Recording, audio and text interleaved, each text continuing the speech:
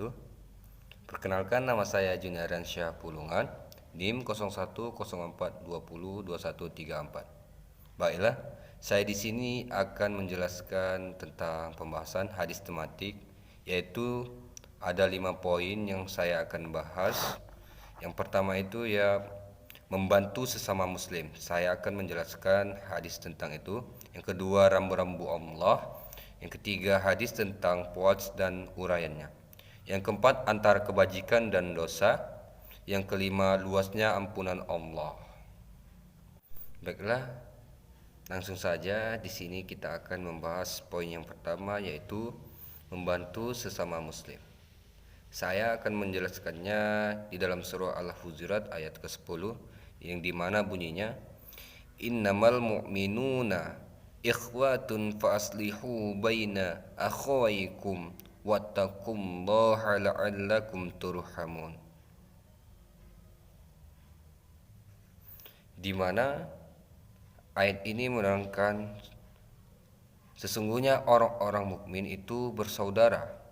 Karena itu demikianlah, damaikanlah antara kedua saudaramu atau yang berselisih, dan bertakwalah kepada Allah agar kamu mendapat rahmat.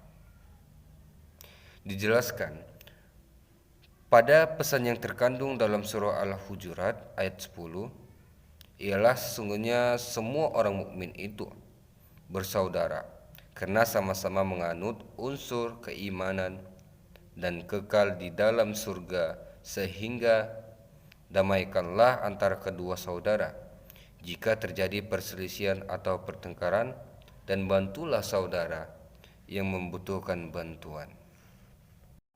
Baiklah, masuklah kita kepada poin kedua, yaitu rambu-rambu Allah, di mana saya sini akan menjelaskannya melalui hadis Al-Arba'in An-Nawawiyah yang ke-30, yang dimana bunyinya, An Abi Ta'labata Khushawiyyi Zurthum ibn Nasiri radhiyallahu anhu an Rasulillahi qala innallaha farada fara'ida fala tudayyi'uha wa hadda hududan fala ta'duha wa harrama asya'a fala tantahikuha وسكت عن أشياء رحمة لكم خير نسيان فلا تبحثوا عنها حديث حسن رواه الدارقطني خيره.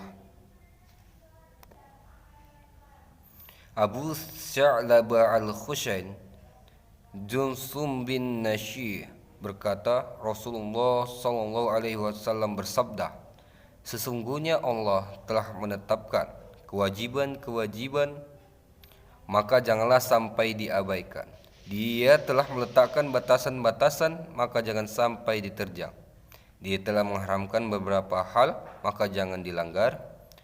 Dia juga telah mendiamkan beberapa hal karena sayang kepada kalian dan bukan karena lupa, maka jangan sampai kalian ributkan. Hadis ini hasan, diriwayatkan oleh Ad-Daruqutni dan yang lain. Baiklah, selanjutnya kita masuk kepada poin ketiga, yaitu hadis tentang puat dan uraiannya. Sebelum kita membacakan hadisnya, saya sini akan menjelaskan sedikit apa itu yang dimaksud dengan puat. Dalam melaksanakan kegiatan apapun kita harus menggunakan prinsip puat, atau yang dimaksud dengan planning, organizing, adjustating, dan controlling. Di sini saya akan menjelaskan tentang POAT.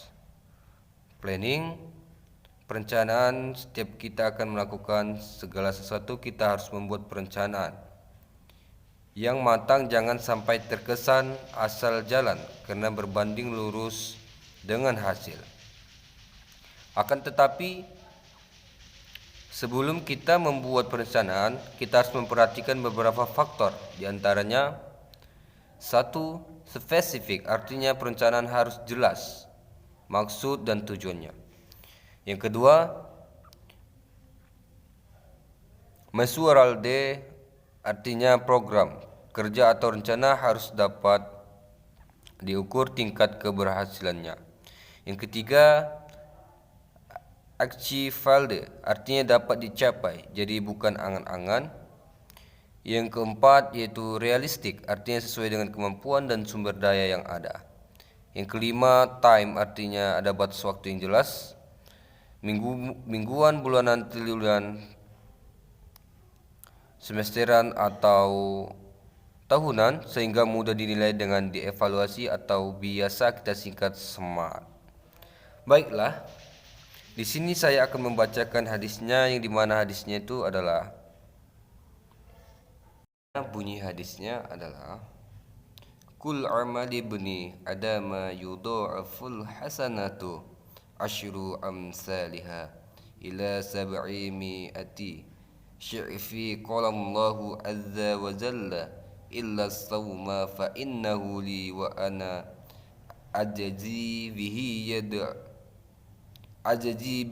yada'u syahwatu wa ta'amahu min azli. Maka seluruh amalan kebaikan manusia akan dilipat gandakan menjadi 10-700 kali lipat. Allah Ta'ala berfirman, kecuali puasa, sebab pahala puasa adalah untukku dan aku yang sendiri yang akan membalasnya. Ia atau orang yang berpuasa telah meninggalkan syahwat dan makannya karena aku. Hadis ini diriwayatkan oleh Al-Bukhari dan Muslim dari Abu Hurairah. Baiklah, kita akan masuk poin yang keempat yang berjudul antara kebajikan dan dosa. Kebaikan itu menebarkan kemanfaatan dan kenyamanan. Setiap manusia dari hati terdalamnya akan mengakui dengan jujur dan ingin mengikutinya sebagai teladan. Mententeramkan jiwa dan memberi bahagia selaras dengan yang Maha Pencipta dan alam ciptaannya. Dosa itu membuat diri merasa bersalah dan kalah.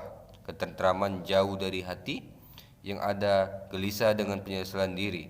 Hati yang keras dan diliputi kesesatan akan merasa biasa. Hati yang masih dinaungi iman akan merasa tak biasa. Membersihkannya dengan cara bertaubat, tak mengulangi lagi dan berusaha terus menebar manfaat. Rasulullah bersabda, kebaikan ialah budi pekerti yang luhur, sedangkan dosa ialah sesuatu yang menimbulkan keraguan dalam hatimu, dan engkau tidak suka kalau hal itu diketahui orang lain. Hadis riwayat Muslim.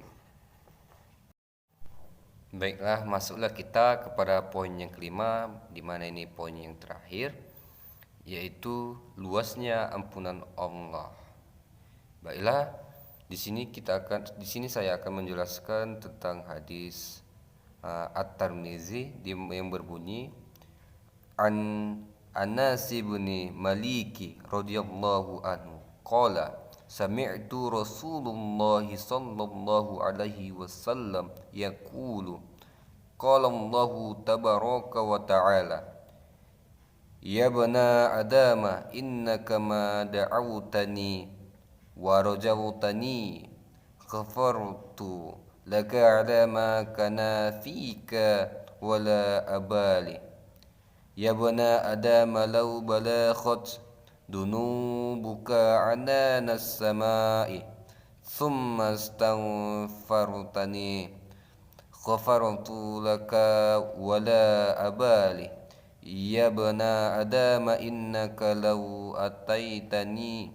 bikurabil urdi hataya thumma laqitani la tusyriku bi syai'a la ataituka bikurabaha maghfiratan.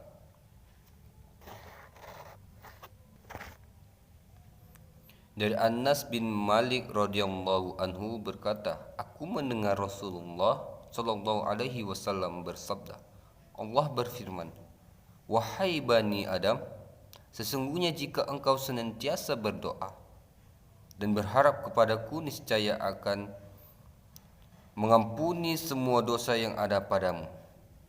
Dan aku tidak peduli, wahai anak Adam, kalau seandainya dosamu setinggi langit. kemudian engkau memohon ampun kepadaku, niscaya engkau berjumpa denganku ke dalam keadaan tidak menyekutukan dengan sesuatu apapun.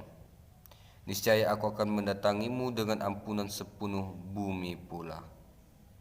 Hadis riwayat At-Tirmizi, dan dia berkata bahwa di sini hasan sahih. Baiklah, sekianlah pembahasan saya. Mudah-mudahan video ini dapat bermanfaat untuk kita semua, bagi penonton ataupun bagi diri saya sendiri. Saya ucapkan terima kasih. Wabillahi taufiq hidayah. Wassalamualaikum warahmatullahi wabarakatuh.